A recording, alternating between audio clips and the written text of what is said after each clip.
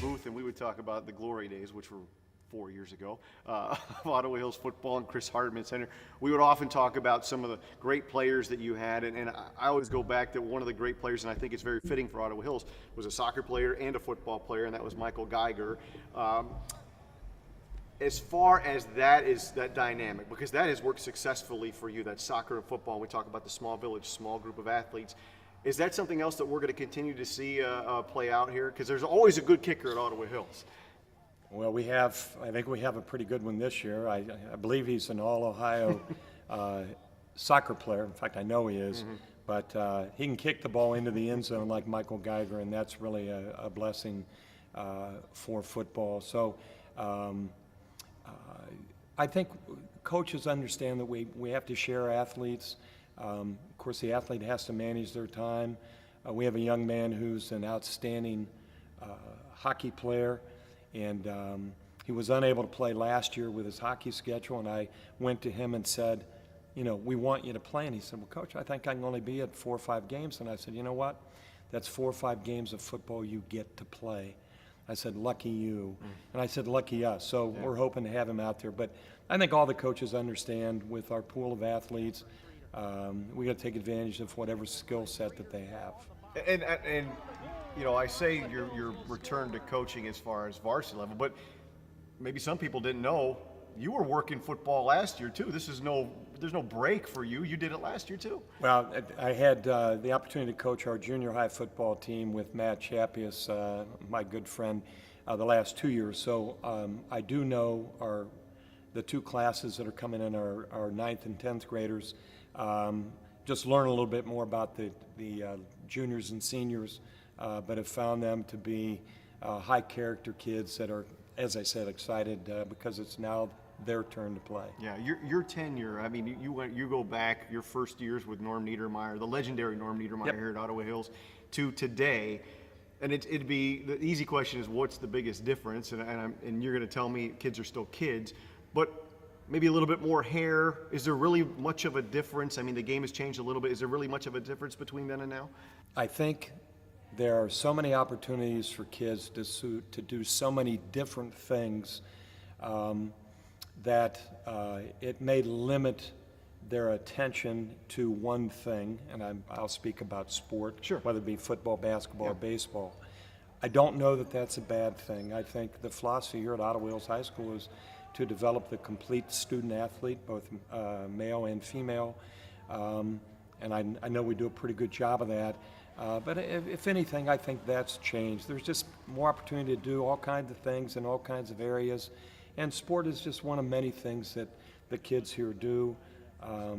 And we may think it's ultimately the most important thing, but there's a lot of important things, and our kids get to do a lot of it. I hear often about coaches getting burnout. I mean, it's you guys are working when you're not working. What separates you for doing this for into the 4th decade, right? Here, is that where we're at? I mean, what separates you that you could continue to do this and multiple sports? Actually, you just made me think of something. I think it's the 5th decade. I started at Ottawa Hills in August of 1974.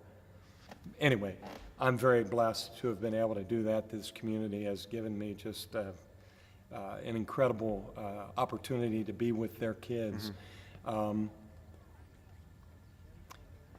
I think being around kids and being around athletics, I get to see the best of both of those things. I don't know that athletics builds character, but ultimately my goal as an educator, as a coach, is just to help a young man or woman be the best that they can be. And I know that's rather trite, but I think that's always the role that I've taken on, and I'm lucky every day that I get up and I can still do that and have relationships with young people. I now have people in their late 50s that I coached, and those relationships are extraordinarily important to me, I hope to them, and Ottawa Hills has given me an opportunity to continue to do that. And if there was a driving force, it's nothing more than that, being around these great kids and somehow trying to create relationships that'll last their lifetime and mine. Yeah. there's often said that there's a gap sometimes between older head coaches and younger players, and being able to relate to each other. But I mean, obviously, we've seen with the success with baseball here this past season. Have you found that to be any kind of a challenge? I don't think so, Eric. Kids want to be, there has to be a level of trust. There has to be an open and honest relationship. And I think those are some things that I've been able to do that has bridged that gap. Kids want to know that they're important, that somebody cares about them. And, I'd like to think that I've done that well. I mean, that's very important to me. An open line of communication, an open line of trust. And then you throw in that we got to play a game. We get to play a game. We get to play sport. We get to compete.